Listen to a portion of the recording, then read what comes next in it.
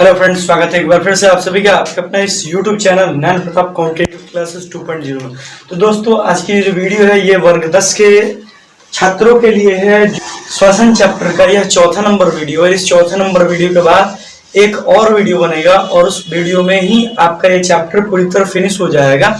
तो दोस्तों चलिए समय को बिना गवाए वीडियो को शुरू करते हैं। अगर आप इस चैनल पर नए हैं तो मेरी एक छोटी सी रिक्वेस्ट है कि कृपया आप इस चैनल को सब्सक्राइब करें और दोस्तों के साथ शेयर करना ना भूलें। ठीक है दोस्तों, तो चलिए शुरू करते हैं। जैसे कि यहाँ पर ये है कि पादप में पिछले क्लास में हम क्या पढ़े थे। पिछले क्लास में हम पढ़े हुए ये पढ़े हुए थे कि पादपों में श्वसन कैसे होता है। हम पढ़े हुए थे कि पादपों में मनुष्यों के जैसे श्वसन जो है नहीं होता है। उनमें श्वसन के लिए विभिन्न प्रकार के भाग होते हैं या हम कह सकते हैं अंग होते हैं। जैसे उनमें श्वास लेने के लिए क्या होता है, त्वचा। जैसे उन लोगों में श्वास लेने के लिए, माफ करेंगे त्वचा नहीं, उनमें पत्तियां होती है, पत्तियों में उपस्थित रंध्र होते हैं। ठीक है। दूसरा क्या है, दूसरा ये है कि उनके शरीर में यानी कि पौधों में क्या होते हैं, छाल होते हैं और छाल में वातरंध्र होते हैं और उन वातरंध्रों की सहायता से भी वे श्वसन की क्रिया करते हैं और कभी वे श्वसन जड़ में उपस्थित मूल रोम की सहायता से करते हैं। तो अभी का जो टॉपिक है हमारा, वो टॉपिक ये है कि हम पादप में श्वसन जंतुओं के श्वसन से किस प्रकार भिन्न है, इसी चीज के बारे में पढ़ेंगे कि पादप में जो श्वसन है वह जंतुओं में श्वसन से किस प्रकार भिन्न है। तो हम पढ़े हुए थे आपको कि पादपों में जो श्वसन होता है वह श्वसन किससे होता है, तो पत्ती में उपस्थित रंध्र से या फिर वातरंध्र से या फिर जड़ में उपस्थित मूल रोम से, इन तीनों चीजों से होता है। तो चलिए देखते हैं। और मनुष्य में श्वसन तंत्र विकसित होता है जिसको रेस्पिरेटरी सिस्टम बोलते हैं। ठीक है दोस्तों, तो चलिए देखते हैं, यहाँ पर कंटिन्यू करते हैं। तो देखिए क्या है कि पादपों में श्वसन अलग अलग भागों में, जैसे कि रंध्र में, वातरंध्र में और फिर मूल रोम में, ठीक है, से होता है। यानी कि पौधों में जो श्वसन होता है वह अलग अलग भागों से होता है, जबकि जंतुओं में जो श्वसन होता है, जंतुओं में श्वसन तंत्र की मदद से श्वसन होता है। तो श्वसन के लिए एक श्वसन तंत्र अलग से विकसित है जिसमें फेफड़ा आता है, हमारा क्या आता है, फेफड़ा के साथ साथ श्वास नली आती है, नाक आता है, नसिका छिद्र आता है, फिर से नसिका वेस्म आता है, नसिका पट्टिका आती है, नासा पट्टिका आती है। ठीक है दोस्तों, ब्रोंकाई आता है, ब्रोंकियोल्स आता है, एल्वियोलाई आती है, एल्वियोलरी डक्ट आती है, ये सारी चीजें आती हैं, ब्रोंकस आती है, ये सारी चीजें। ठीक है दोस्तों, जो कि जंतुओं में और पादपों में अंतर स्पष्ट कर रही है। नेक्स्ट पॉइंट की तरफ बढ़े तो किस प्रकार भिन्न है। तो दूसरा पॉइंट ये है कि पादपों में जंतुओं की तरह गैसों का परिवहन नहीं होता है। पादपों में जंतुओं की तरह गैसों का परिवहन नहीं होता। हम जानते हैं कि पादप जो होते हैं, पादप में श्वसन जो है अलग अलग भागों में अलग अलग तरीके से होता है। जंतुओं में पादपों में, जैसे अगर पत्तियों में चाहिए श्वसन, जैसे कि ऊपरी हिस्से में चाहिए तो वो पत्ती में उपस्थित रंध्र से कर लेते हैं। अगर उसके तना में चाहिए तो तने की बात करें तो तने में वातरंध्र जो होते हैं उसके उन वातरंध्र से वे श्वसन कर लेंगे। और अगर जड़ की बात करें तो जड़ में वे मूल रोम की सहायता से वे श्वसन कर लेंगे। तो लेकिन मनुष्य में क्या होती है कि मनुष्य में श्वसन तीन तरीके से होती है, दो तरीके से होता है, लेकिन तीन तरीके के बारे में हम मुख्य रूप से पढ़ते हैं। जैसे पहला बाह्य श्वसन, दूसरा उसको कहते हैं गैसों का विनिमय, और तीसरा जो होता है उसको हम कहते हैं आंतरिक श्वसन। देखिए, जो बाह्य श्वसन होता है उसमें हम जब कभी तेज दौड़ लगा रहे होते हैं तो तेज दौड़ लगाने के चलते हमारा जो हम श्वास लेते हैं और जो छोड़ते हैं वह हम श्वास नली तक ही लेकर छोड़ देते हैं, जिसके कारण क्या होता है कि वो जो गैसें हैं वो गैसें हमारी फेफड़े तक नहीं जाती हैं। श्वास लेते हैं, लेकिन क्या होता है जब तेज दौड़ लगा रहे होते हैं, जल्दी जल्दी श्वास लेते हैं तो ऑक्सीजन की आपूर्ति नहीं हो पाती, ऑक्सीजन का अभाव हो जाता है। और उस अभाव के कारण क्या होता है, हमारी कोशिकाओं में, हमारे शरीर की कोशिकाओं में जो ऊर्जा जानी चाहिए वह ऊर्जा, मतलब कि जो ऑक्सीजन जाना चाहिए वो ऑक्सीजन कम पहुंचता है, और कम पहुंचता है तो ऑक्सीजन की अभाव में क्या होता है, लैक्टिक अम्ल का उत्पादन होता है। जब लैक्टिक अम्ल बनता है तो हमारे मांसपेशियों में खिंचाव होती है, या क्रैम्प होता है, या दर्द महसूस होता है, ये सारे कारण होते हैं। ठीक है दोस्तों, तो यहाँ पर वही चीज है कि जब हम बाह्य श्वसन करते हैं तो हमारे शरीर में ऑक्सीजन की कमी हो जाती है और कमी के कारण शरीर में क्रैम्प होता है, लैक्टिक अम्ल बनता है। ठीक है दोस्तों, लेकिन जब हम गैसों का विनिमय करते हैं, यानी कि गैस हमारे फेफड़े के पास पहुंचा और फेफड़े से शरीर के सभी अंगों में पहुंचा, तो याद रखेंगे कि वहां पर जब शरीर के सभी अंगों में पहुंचा तो हमारे शरीर के सभी कोशिकाओं को एनर्जी प्राप्त होगी। यहाँ पर ऑक्सीजन श्वसन होगा, वहां पर वायवीय श्वसन होगा। ठीक है दोस्तों, आगे बढ़ते हैं। यही कारण है कि पादपों में जंतुओं की तरह गैसों का परिवहन नहीं होता है। आगे है कि पौधों में श्वसन की गति जंतुओं की अपेक्षा क्या होती है, धीमे होती है, क्योंकि जंतु जो होते हैं उन्हें एक जगह स्थिर नहीं रहना होता है, उन्हें विभिन्न जगह जाना होता है, उन्हें ऊर्जा की जरूरत ज्यादा होती है, उन्हें श्वसन लेना पड़ता है और श्वसन की सहायता इसीलिए उनमें तेज गति से होती है। श्वसन की जो रेट होती है वो तेज गति से होती है, जबकि पादपों में धीमे गति से होती है। ये हमारा पॉइंट खत्म हो गया कि पादपों में श्वसन किस तरह से होता है। लेकिन हमारा जो नेक्स्ट पॉइंट है वो है जंतुओं में श्वसन। तो जंतुओं में श्वसन कैसे होता है दोस्तों, तो चलिए उसी को शुरू करते हैं कि जंतुओं में श्वसन की अगर हम बात करते हैं, जंतु तो हमारे पास एक जैसे है नहीं। अब जंतु कोई एक कोशिकीय है तो कोई बहुकोशिकीय है, कोई एक कोशिकीय तो कोई बहुकोशिकीय। तो एक कोशिकीय जंतु और बहुकोशिकीय जंतु आप जानते हैं कि एक कोशिकीय उसको बोलते हैं जिसमें एक कोशिका, और बहुकोशिकीय उसको बोलते हैं जिसमें बहुत सारी कोशिका हो। अब एक कोशिकीय में उतने सारी चीजें, उतने सारे श्वसन के लिए जो अंग होते हैं वो डेवलप नहीं होते हैं, लेकिन बहुकोशिकीय जो जीव होते हैं उनमें बहुत सारे अंग होते हैं। जैसे अगर हम बहुकोशिकीय जीव के एक कोशिका की बात करें, यह हमारा एक बहुकोशिकीय जीव की कोशिका है। यह एक बहुकोशिकीय जीव की क्या है, कोशिका है। तो यहाँ पर यह एक बहुकोशिकीय जीव की कोशिका है। तो यहाँ पर हम बताए हैं कि इस बहुकोशिकीय जीव में क्या होता है हमारे पास, तो यह है कोशिका झिल्ली बाहर वाला, ये है केंद्रक, और इसके बीच में जो डॉट डॉट दिख रहा है, ये जो डॉट डॉट है, ये डॉट डॉट हमारा क्या है, ये जो डॉट डॉट है हमारा क्या है, वो है कोशिका द्रव्य। क्या है, कोशिका द्रव्य। अब इस कोशिका द्रव्य में क्या होते हैं, बहुत सारे अंग पाए जाते हैं जिन्हें हम कोशिकांग कहते हैं। अब कोशिकांग में देखो ईआर पाया जाता है, एंडोप्लाज्मिक रेटिकुलम। एंडोप्लाज्मिक रेटिकुलम क्या होता है, अंतःप्रद्रव्य जालिका होती है। ये क्या करती है, तो यह अंतःप्रद्रव्य जालिका हमारे शरीर में यह कोशिका में केंद्रक से लेकर और कोशिका झिल्ली तक एक मार्ग बनाती है।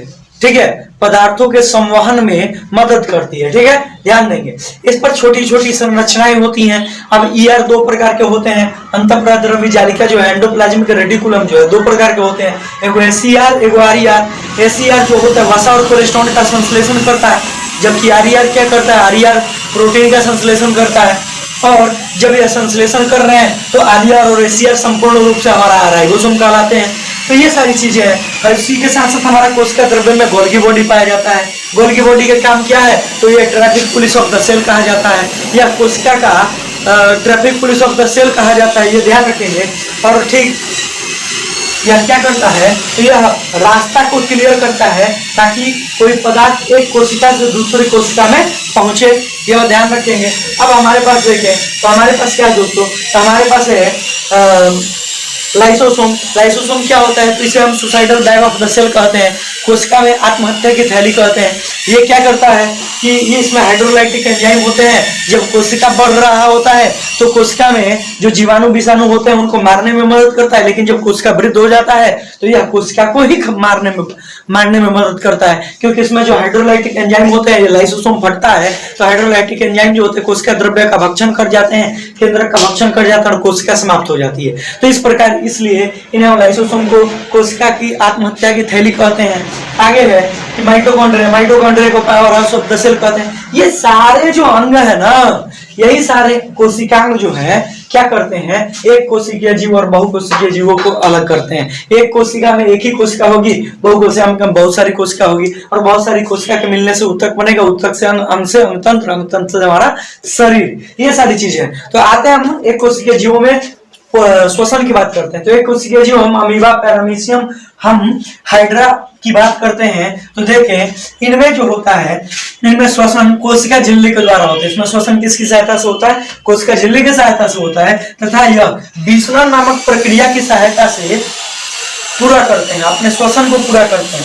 क्योंकि इसके शरीर में बहुकोशिकीय जीवों की तरह विभिन्न प्रकार के अंग नहीं पाए जाते हैं और इन्हें ऊर्जा की बहुत अधिक जरूरत नहीं होती है। यही कारण होता है कि इसमें श्वसन विसरण की मदद से कोशिका झिल्ली के द्वारा ही संपन्न हो जाती है और ये श्वास ले लेते हैं।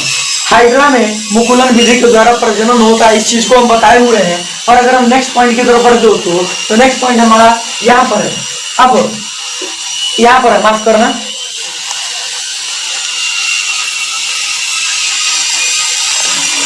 नेक्स्ट पॉइंट हमारा यहाँ पर है दोस्तों, देखेंगे नेक्स्ट पॉइंट क्या है, बहुकोशिकीय जीव में श्वसन के विशेषण। अब देखिए बहुकोशिकीय जितने भी जीव है ना, उन बहुकोशिकीय जीवों में श्वसन के लिए विशेष प्रकार के अंग होते हैं। इन बहुकोशिकीय जीवों में श्वसन के लिए विशेष प्रकार के अंग होते हैं। जैसे बहुकोशिकीय जीव में श्वास लेने के लिए क्या होता है, ट्रैकिया होता है। बहुकोशिकीय जीव में श्वास लेने के लिए क्या होता है, गिल्स होता है। बहुकोशिकीय जीव में श्वास लेने के लिए क्या होता है, तो गिल्स लंग्स यानी कि फेफड़ा होता है। ये सारी चीजें होती हैं बहुकोशिकीय जीवों में दोस्तों। तो यहाँ पर ध्यान देंगे कि यहाँ पर जो बहुकोशिकीय जीव है उसमें ट्रैकिया होता है, गिल्स होता है, लंग्स होते हैं, फेफड़े होते हैं, ये सारी चीजें होती हैं जिनसे वे श्वास लेते हैं। अब बात आती है कि ट्रैकिया से कौन श्वास लेता है, गिल्स से कौन श्वास लेता है, लंग से कौन श्वास लेता है। तो दोस्तों आप याद रखेंगे कि जितने भी कीड़े मकोड़े होते हैं, इंसेक्ट्स जो होते हैं, वो जो श्वास लेते हैं वे श्वास नली की सहायता से सांस लेते हैं, अर्थात वे ट्रैकिया की मदद से श्वास लेते हैं। अगर हम बात करते हैं कि गिल्स की सहायता से कौन श्वास लेता है, तो गिल्स की सहायता से दोस्तों कौन लेते हैं, फिशिज वर्ग के जितने भी जीव है, मत्स्य वर्ग के जितने भी जीव है, वह क्या करते हैं, वह गिल्स यानी कि क्लोम से अपना श्वास लेते हैं, जिसको हम भोजपुरी में गलफरा कहते हैं।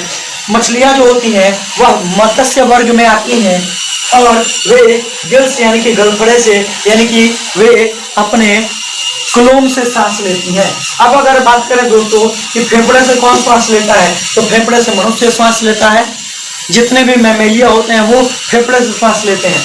हम यहाँ पर कुछ जीवों के नाम लिखते हैं जिन्हें जानना जरूरी है। जैसे मेढक जो होता है दोस्तों, तो मेढक त्वचा से भी सांस लेता है, फेफड़ा से भी लेता है और गिल्स से लेता है। जब मेढक प्रारंभिक अवस्था में जब उसका जन्म होता है तो बेंगवा मछली की तरह होता है, उसमें मछली की तरह पूंछ वगैरह होती है, तो उस समय उसमें गिल्स यानी कि क्लोम विकसित होते हैं। और जब क्लोम विकसित होते हैं तो वो क्लोम की सहायता से श्वास लेता है, यानी कि उसमें गलफड़ा होता है, ठीक है, यानी कि उसमें क्लोम होते हैं, गिल्स होते हैं। लेकिन जैसे ही वह विकास कर जाता है, तो विकास करने के बाद वो बड़ा हो गया तो वह स्थल पे आने लगा, और जब स्थल पे आने लगा तो वो वहां पर उसके शरीर में फेफड़ा विकसित हो गया, तो फेफड़ा से श्वास लेता है। लेकिन जैसे ही वह पृथ्वी के अंदर चला जाता है, सुषुप्त अवस्था में जाता है, हाइबरनेशन में जाता है। हाइबरनेशन का मतलब यह है कि बहुत लंबे समय तक मेढक जो होते हैं वो मिट्टी में रहते हैं, मिट्टी के अंदर रहते हैं। जैसे ही पानी आता है तो वो मेढक बाहर आ जाते हैं, तो उसको हाइबरनेशन बोलते हैं। प्रसुप्त अवस्था या सुसुप्त अवस्था बोलते हैं। तो उस समय वे श्वास जो लेते हैं त्वचा से लेते हैं। अगर हम बात करते हैं दोस्तों सांप की, तो सांप जो होता है वो फेफड़ा और त्वचा दोनों से सांस लेता है। और अगर हम बात करते हैं पक्षी की, तो पक्षी यानी कि पक्षी फेफड़े से सांस लेती है, और अगर स्तनधारी की बात करते हैं तो वो भी फेफड़ा से सांस लेता है। लेकिन यहाँ पर ध्यान रखेंगे दोस्तों, यहाँ पर झींगा मछली की बात कर रहे हैं, और यहाँ पर क्या हमारा सीप है। झींगा मछली और जो सीप है ये जो श्वास लेते हैं, यह गिल्स से श्वास लेते हैं, और ये अकशेरुकी जंतु है। याद रखेंगे कि कशेरुकी जो जंतु होते हैं वह इन अंगों से श्वास लेते हैं।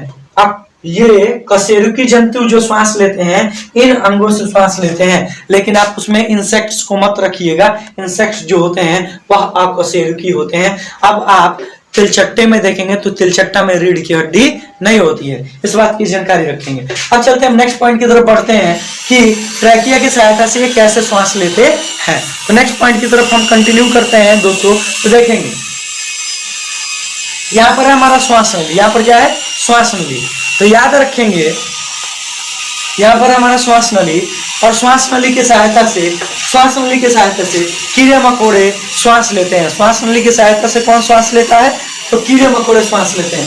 श्वास नली की सहायता से कीड़े मकोड़े श्वास लेते हैं। तेलचट्टा जो होता है ना वो इसी से श्वास लेता है, श्वास नली से ही। श्वास नली को हम ट्रैकिया कहते हैं। इनके शरीर में क्या होता है, तो देखो जैसे कि ये टिड्डा है, तो इस टिड्डे के शरीर में क्या होता है, एक पाइप होती है। एक क्या होती है, पाइप होती है। यह पाइप जो है क्या होती है कि यह इसके शरीर में उपस्थित जो ऊतक है ना, वह ऊतक से डायरेक्ट जुड़ी हुई होती है, और ये जो पाइप होती है इसके मुख के सामने दो छिद्र के जैसा निकला होता है। वह जो छिद्र है ना, इसी से वे सांस लेते हैं, और वह सांस ऑक्सीजन जो है वह ऑक्सीजन जाता है और सीधे ऊतकों को दे दिया जाता है। किसको दे दिया जाता है?